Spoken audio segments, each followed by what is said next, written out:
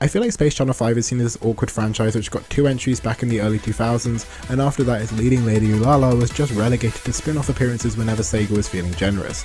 But that isn't technically the case, since there is a 3rd entry. Well, kind of.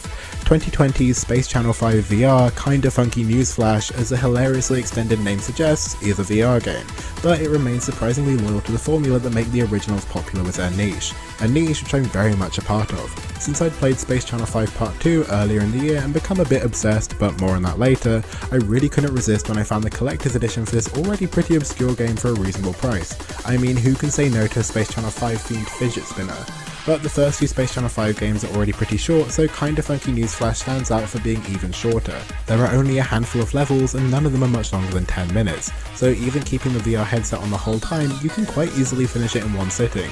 Being transported into the world of Space Channel 5 is done pretty well though, and since the call and response gameplay of the original is pretty simple anyway, it translates really well into just doing the actions yourself with the motion controls. It's incredibly campy, which of course is true to the core franchise, and the story is as insane as you would imagine, but I wouldn't really have it any other way. One thing that did upset me though, even if it's not really to do with the game itself, is that the Region 3 physical copy of the game I bought was incompatible with the Hatsune Miku DLC from the PlayStation Store. So not only was I not given the opportunity to dance as Miku in Space Channel 5, a surely unforgettable experience, but I also had to jump through a few hoops with PlayStation support chatbots to convince them that I wasn't lying and the DLC didn't work and get a refund.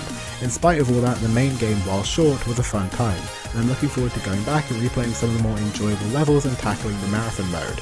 Also a side note, of course this game has a character codex or Friendopedia, covering just about every character you can think of in Space Channel 5 history, of course including brief descriptions about every background dancer. So I'd like to introduce you to perhaps the best character in gaming, the man known as I'm Too Sexy.